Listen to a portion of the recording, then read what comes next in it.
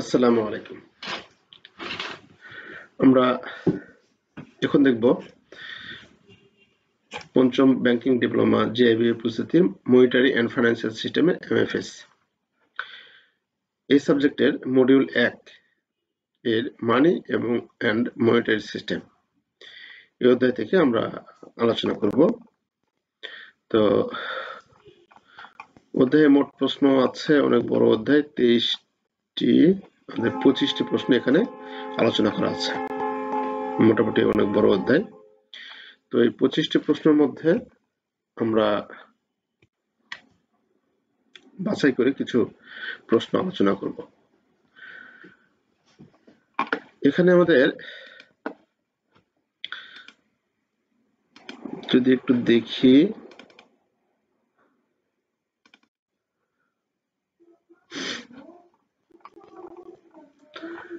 নাইনটি-নাইনে যে প্রশ্ন এসেছিল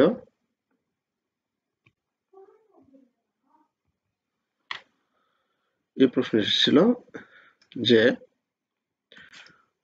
অর্থ কি হবে বিলম্বিত মূল্য পরিশোধ ডিফার্ড পেমেন্ট এর মানদণ্ড হিসেবে কাজ করে তা ব্যাখ্যা করুন। বিলম্বিত মূল্য পরিশোধ এটা কিন্তু হচ্ছে একটা অর্থের কার্যাবলী, এটার মানদণ্ড হিসেবে কিভাবে কাজ করে এটা আমাদের ব্যাখ্যা করতে বলছে। এই প্রশ্ন সরাসরি দেওয়া আছে। তারপরে আছে মূল্যস্ফীতি কিভাবে নামিক নমিনাল সুদের হার এবং প্রকৃত রিয়েল সুদের হারের সাথে সম্পর্কিত ব্যাখ্যা করুন। মূল্যস্ফীতি নিয়ন্ত্রণের জন্য বাংলাদেশ ব্যাংক কি নীতি বা হাতিয়ার ব্যবহার করতে পারে, এটা হচ্ছে গত যে পরীক্ষা সে পরীক্ষার ইয়া। আর আমাদের ইংরেজি অংশ দেওয়া আছে, ইংরেজি অংশতে আলোচনা করা আছে এই অঙ্কটা আমাদের আলোচনা করা আছে। তো এখানে এটা হচ্ছে 99 এর কোশ্চেন। তো এই সলিউশন গুলো আমি আপনাদের শিট করেছি, এটা আমি আপনাদের পাঠিয়ে দিয়েছি। আচ্ছা, তো এই বিষয়গুলো আমরা ওরকম ভাবে দিব না, মানে বেশি মনোযোগ দেব না। আমরা এবারের জন্য যে প্রশ্নগুলো ইম্পর্টেন্ট সেগুলো আমরা একটু আলোচনা করব। তো এখানে অর্থ কি যেটা আমরা দেখতে পেয়েছি 99তম ব্যাংকিং ডিপ্লোমা পরীক্ষায়, অর্থ কি এটা এসেছিল। আমরা এই প্রশ্নটা স্কিপ করে যেতেই পারি, এটা দিব না, কিন্তু এই প্রশ্নটা অনেক ইম্পর্টেন্ট। অর্থের কার্যাবলী অনেক ইম্পর্টেন্ট। তো অর্থের কার্যাবলী আমরা অবশ্যই পড়ব, এবং অর্থের কার্যাবলী থেকেই এই প্রশ্নটা দিয়েছিল যে বিলম্বিত মূল্য পরিশোধের মানদণ্ড হিসেবে কাজ করে, এটা কিন্তু কার্যাবলী থেকে আলোচনা করা হয়েছে। কিন্তু এখানে আমাদের কার্যাবলী আর কি আছে, ওটা একটি কার্যাবলী, এরকম কার্যাবলী কি আছে সেই কার্যাবলীগুলো দেখবো। এবং প্রশ্ন অনেক ইম্পর্টেন্ট একটা প্রশ্ন, অনেক ইম্পর্টেন্ট প্রশ্ন। হ্যাঁ, তো এটা আগে আমরা দেখব। আচ্ছা, তার আগে অর্থ কি যদি আমাদের ওটা অত বেশি মনে রাখার প্রয়োজন নেই, তবে যেহেতু আমাদের এই অধ্যায় অর্থ সম্পর্কিত আমাদের, তো এটা অর্থটা খালি কাকে বলে এই জিনিসটা আমরা দেখবো, আমরা মুখস্থ ইয়ার পিছনে দৌড়িব না। আচ্ছা, তো এখানে বলা আছে অর্থ হলো বিনিময়ের মাধ্যম যা ব্যক্তি, ব্যবসা এবং সরকারের মধ্যে পণ্য ও পরিষেবার লেনদেনের সুবিধার্থে ব্যবহৃত হয়। অর্থ হলো বিনিময়ের মাধ্যম যা পণ্য ও সেবার সামগ্রী ক্রয় বিক্রয়ের কাজে ব্যবহৃত হবে। এরকম ভাবে আমরা লিখতে পারি। ওয়ালাইকুম আসসালাম। না, একটু অনলাইন ক্লাসে আছে বাবা। হ্যাঁ হ্যাঁ,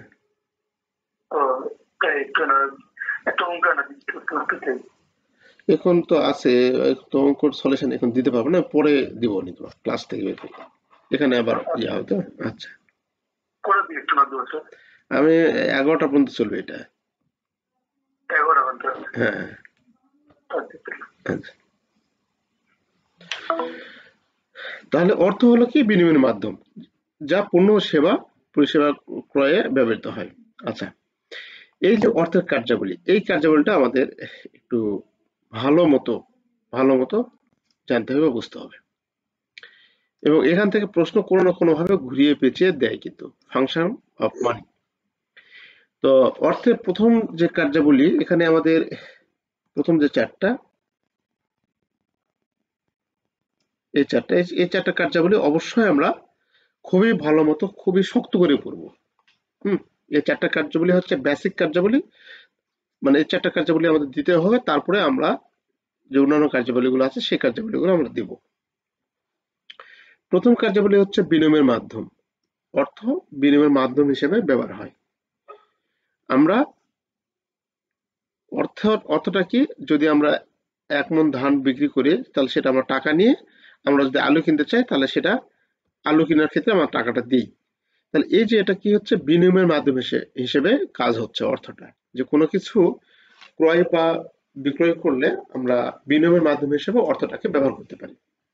পণ্যদ্রব্য ক্রয়ে সেটা ব্যবহার হয়। এটা হচ্ছে বিনিময়ের মাধ্যম। আচ্ছা, তারপরে আছে মূল্যের পরিমাপক। তাহলে মূল্যের পরিমাপক বিষয়টা কি? এটা আমরা অবশ্যই অর্থের মাধ্যমে সেটা মূল্য পরিমাপ করি। যেমন চাল কত কেজি যাচ্ছে, ৭০ টাকা কেজি। আলু কত কেজি যাচ্ছে, ৮০ টাকা কেজি। এই যে টাকা অঙ্কে আমরা কিন্তু করতেছি, মানে এই যে মূল্যের পরিমাপটা এটা কিন্তু টাকার অঙ্কে আমরা কনভার্ট করছি। অর্থ আছে বিধায় কিন্তু এটা সম্ভব হচ্ছে। এটা হচ্ছে আমাদের মূল্যের পরিমাপক বা হিসাবের একক।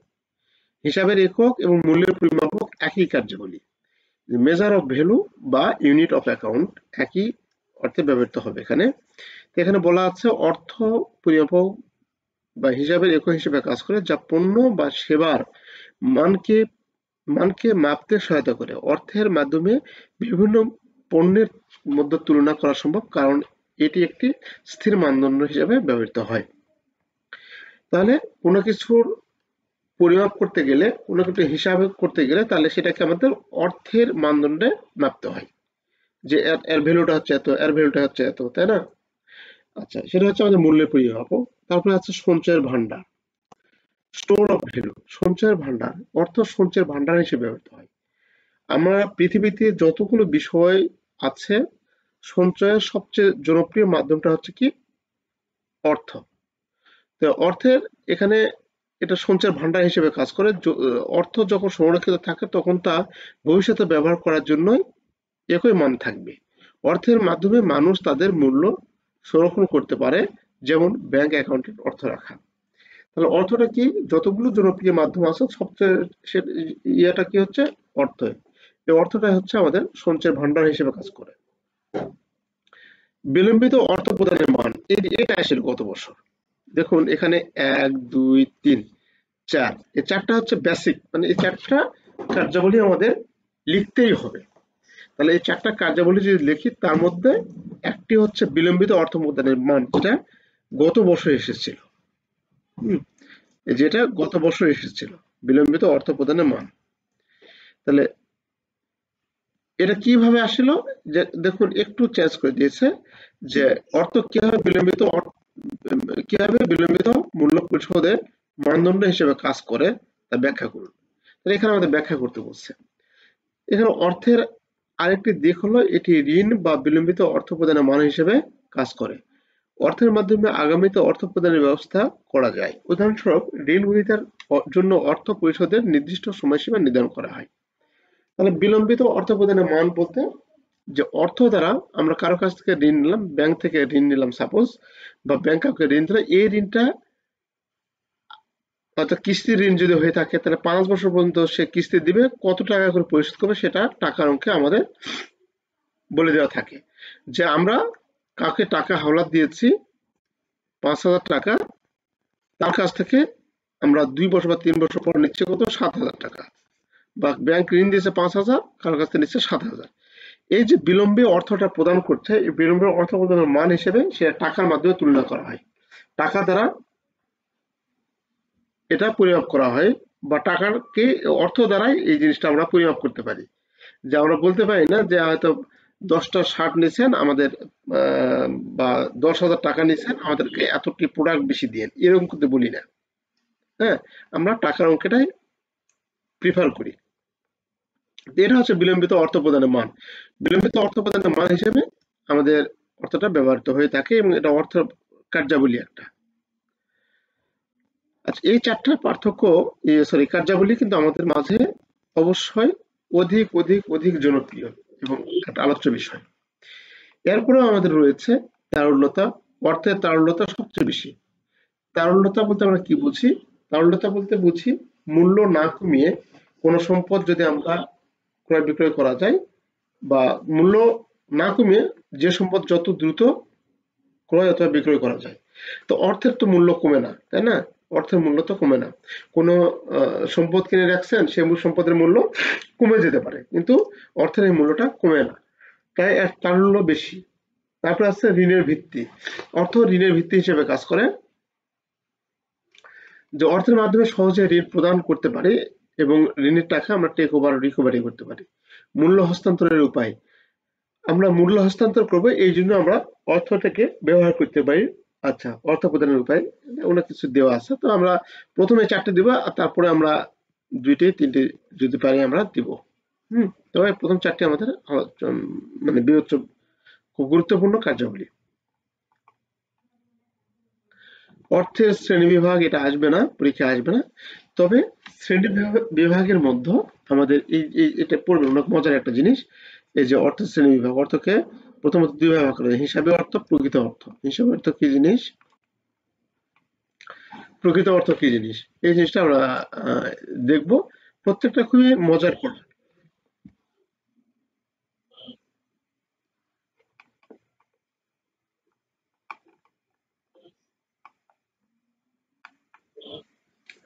এটার মধ্যে পার্থক্য আসে, বিহিত অর্থ বা বিহিত মুদ্রা এবং ঐচ্ছিক মুদ্রার মধ্যে পার্থক্য আসে।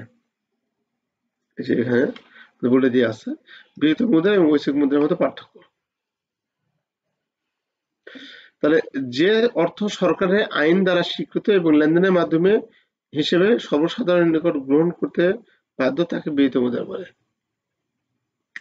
আর যে অর্থ লেনদেনের মাধ্যমে হিসেবে গ্রহণ করতে আইনি কেউ বাধ্য নয়, তবে প্রয়োজনে লেনদেন কার্য সহায়তা করে, তাকে ঐচ্ছিক অর্থ বলে। তাহলে এখানে আমাদের ঐচ্ছিক মুদ্রা এবং বিহিত মুদ্রা কি, যেটা সরকারি নিয়ম নীতির মাধ্যমে সর্বসাধারণ যেটা স্বীকৃত বা সর্বসাধারণ যেটা গ্রহণযোগ্য, সেটা হচ্ছে বিহিত মুদ্রা। যেমন আপনি যে টাকা ইউজ করছেন, এই টাকা, নগদ টাকাটা হচ্ছে আপনার বিহিত মুদ্রা। আর এক্ষেত্রে বলা আছে যে ঐচ্ছিক মুদ্রাটা হচ্ছে কি, যে অর্থ লেনদেনের সময় বিভিন্ন গ্রহণের সময় আইনগতভাবে যে কাউকে আমরা বাধ্য করবো, এরকম বাধ্য করা যাবে না। তবে প্রয়োজনে লেনদেন কার্য সহায়তা করতে ঐচ্ছিক লেনদেন বলে। সহায়তা করে তাকে ঐচ্ছিক, যেমন হচ্ছে চেকে, আপনি চেকে টাকা কাউকে দিবেন, আপনি তাকে বাধ্য করতে পারবেন না। সে যদি না নেয়, তাহলে কিন্তু আপনি বাধ্য করতে পারবেন না। এটা কিন্তু চেকের ক্ষেত্রে। কিন্তু নগদ টাকার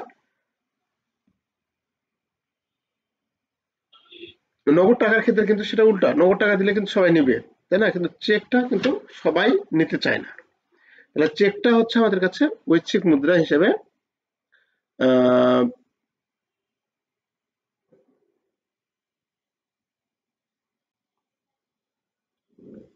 ব্যবহৃত হয়। আচ্ছা, বিহিত মুদ্রা দেশের আইন দ্বারা স্বীকৃত, ঐচ্ছিক মুদ্রা আইনগত স্বীকৃতি নেই। আইনগত ঠিক স্বীকৃতি নেই না, আইনগত স্বীকৃতি বাধ্যবাধকতা নেই আর কি। তারপরে আছে কেন্দ্রীয় ব্যাংকের দেশের বিহিত মুদ্রার প্রচলন এবং নিয়ন্ত্রণ করে থাকে, কেন্দ্রীয় ব্যাংক এটা করে থাকে। বাণিজ্যিক ব্যাংক ও অন্যান্য আর্থিক প্রতিষ্ঠান ঐচ্ছিক অর্থ প্রচলন করে থাকে। ঐচ্ছিক অর্থের মধ্যে আমাদের এখানে যেটা দেওয়া আছে, যে ব্যাংকের চেক, প্রাইজ বন্ড ইত্যাদি।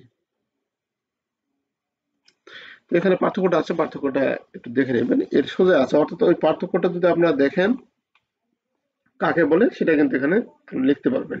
মানে এখানে এটা কথা বলছি, যে বিহিত মুদ্রা যে অর্থের সাহায্য আইন দ্বারা স্বীকৃত এবং জনগণ তা গ্রহণ করতে বাধ্য, তাকে বিহিত মুদ্রা বলে। জনগণ যে অর্থ গ্রহণ করতে বাধ্য, সেটা বিহিত মুদ্রা। যেমন এই বিহিত মুদ্রা হচ্ছে কি, 10 টাকা, 1 টাকা, 50 পয়সা, 20 পয়সা, এটা তো আগে উঠে গেছে।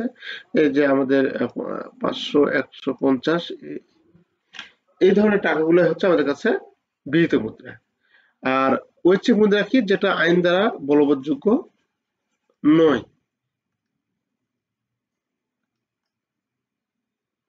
তাহলে এখানে আমাদের বলা আছে যে মুদ্রা গ্রহণ করার সময় আইনগত কোনো বাধ্যবাধকতা নেই, বরং তা গ্রহণ করার ইচ্ছা অনিচ্ছার উপর নির্ভর করে তাকে ঐচ্ছিক মুদ্রা বলে, যেমন চেক, ড্রাফট, পেড অফ ইত্যাদি।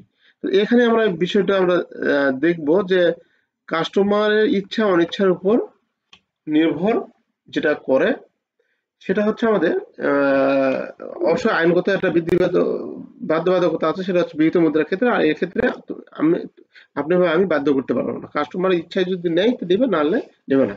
আপনি চেক, ড্রাফট, পে অর্ডারের মাধ্যমে আপনি কোনো কিছু লেনদেন করতে পারেন। কাস্টমার হচ্ছে এগুলো আমরা চেক, ড্রাফট এগুলো আমরা চাই না, আমরা নগদ টাকায় ব্যবস্থা করবো। তাহলে এটাই আপনি সেখানে বাধ্য করতে পারবেন না। আচ্ছা, তারপরে উপরের শ্রেণীবিভাগ ছাড়াও নিম্নোক্তভাবে আলাদা করা যায়: আদিষ্ট অর্থ, পরিচালিত অর্থ। অর্থাৎ এই দুটা আপনি যদি একটু ভালো মতো দেখেন তাহলে এই পার্থক্যটা আমি সহজ লিখতে পারবেন।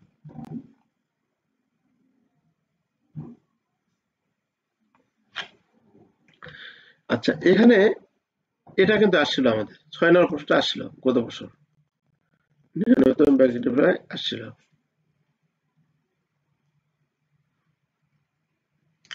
এটা তাহলে আমাদের গতবার আসছিল, এটা আমরা দেখবো না, যে বিলম্বিত অর্থ প্রদানের মান স্ট্যান্ডার্ড অফ ডিফার্ড পেমেন্ট হিসেবে অর্থাৎ কিভাবে কাজ করে ব্যাখ্যা করুন। এটাই আমাদের আসলে গত বছর, এই যে অর্থ পরিশোধের বিলম্বিত মূল্য পরিশোধ ডিফার্ড পেমেন্টের মানদণ্ড হিসেবে কাজ করে তা ব্যাখ্যা করুন। এই প্রশ্নটা কিন্তু আসলে ৯৯। আচ্ছা, এটা আমরা দেখবো না, ডিফার্ড পেমেন্ট হিসেবে কাজ করে।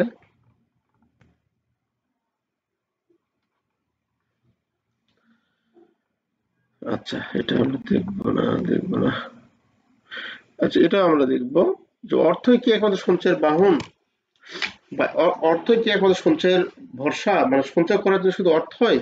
তাহলে আমাদের প্রথমে এই প্রশ্নের অ্যান্সার হচ্ছে না, অর্থ একমাত্র সঞ্চয়ের বাহন নয়।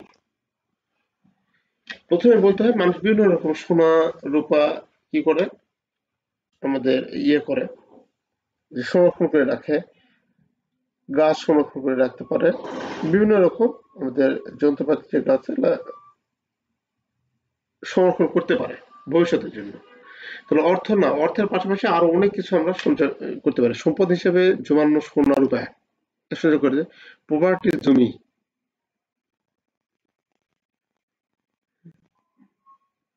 আচ্ছা প্রপার্টির জমি, শিক্ষা বা দক্ষতা অর্জন, তারপরে আছে স্টক মার্কেট, শেয়ার মার্কেট। এই সব স্টক মার্কেট, শেয়ার মার্কেটে আমরা কিন্তু আমরা টাকা সঞ্চয় ভান্ডার হিসেবে কাজ করে। তারপরে আছে ক্রিপ্টো কারেন্সি। এখনকার যুগে অনেক সময় দেখা যাচ্ছে ক্রিপ্টো কারেন্সিতে টাকা ইনভেস্ট করে সঞ্চয় করে থাকে।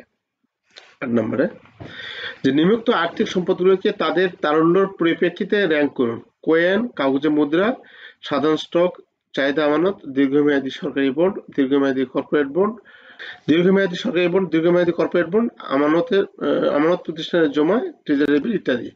এগুলো আমাদের কি করতে হবে? এটা র্যাঙ্ক অনুযায়ী আমাদের সাজাতে হবে। তারপরে বিনা বলছে আপনার র্যাঙ্ক ব্যাখ্যা করুন, র্যাঙ্ক আবার ব্যাখ্যা করতে বলছে। তাহলে র্যাঙ্ক বলতে র্যাঙ্ক 1, র্যাঙ্ক 2, র্যাঙ্ক 3 এই জিনিস ভাবে আমরা সাজাবো তারল্যের ভিত্তিতে। এখানে আছে কয়েন এবং কাগজের মুদ্রা। প্রথমে যেটা দেওয়া আছে কয়েন এবং কাগজের মুদ্রা। আচ্ছা, তাহলে এখানে আমাদের আছে কয়েন এবং কাগজের মুদ্রা। এটা হচ্ছে আমাদের সবচেয়ে তরল, মোস্ট লিকুইডি। তাহলে এখানে তারল্যের ভিত্তিতে আমাদের র্যাঙ্ক করতে বলছে, সম্পত্তিগুলোকে সাজাবো আমরা কোনটা কার পরে। কয়েন, কাগজের মুদ্রা সবচেয়ে তরল, বেশি তরল। তারপরে চাহিদা আমানত, যেটা আমরা সঙ্গে সঙ্গে ব্যাংকের সঙ্গে আমরা টাকা চাইলে টাকা উঠাতে পারবো, সেটা হচ্ছে আমাদের চাহিদা আমানত। মানুষের পকেট টাকা হচ্ছে সবচেয়ে বেশি তরল। তারপর হচ্ছে ব্যাংকের, আচ্ছা চাহিদা আমানত। তারপর হচ্ছে ট্রেজারি বিল। এই জিনিসগুলো এখানে সাজিয়ে লেখা হয়েছে। আমানত প্রতিষ্ঠানের সঞ্চয় জমা, সাধারণ স্টক, দীর্ঘমেয়াদী সরকারি বন্ড, দীর্ঘমেয়াদী কর্পোরেট বন্ড।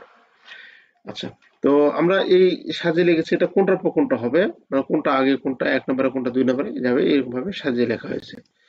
আর এগুলোর আমাদের ব্যাখ্যা দিতে হবে। বিতে বলা আছে যে আপনার র্যাঙ্কিং ব্যাখ্যা করুন। এখানে কয়েন, কাগজের মুদ্রার এই র্যাঙ্ক, এটা যে ১ নম্বর হলো, এটা আমরা কি জন্য ১ নম্বর দিলাম সেটা এখানে বলা আছে। যে সর্বোচ্চ তরল, কারণ এটি যে কোনো স্থানে সময় অবিলম্বে ব্যবহার করা যেতে পারে।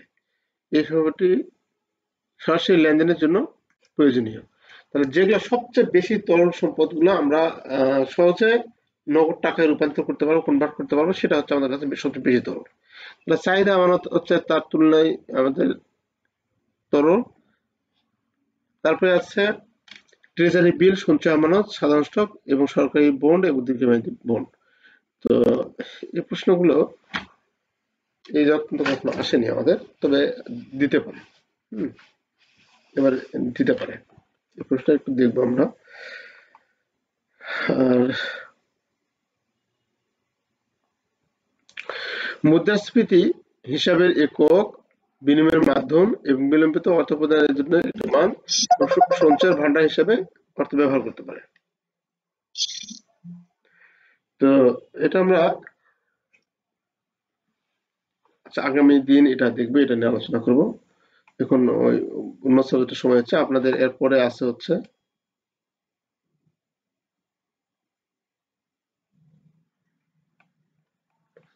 আচ্ছা, এরপর আছে ওএম। ওএম যাদের আছে ওএম, ওএম এ জয়েন করতে পারেন। এখন আমরা ওএম দেখব।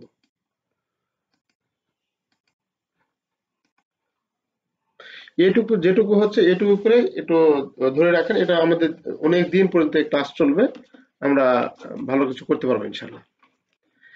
ওএম আপনাদের যাদের ওএম আছে ওএম জন্য জয়েন করুন। সব ভালো থাকবেন। আসসালামু আলাইকুম।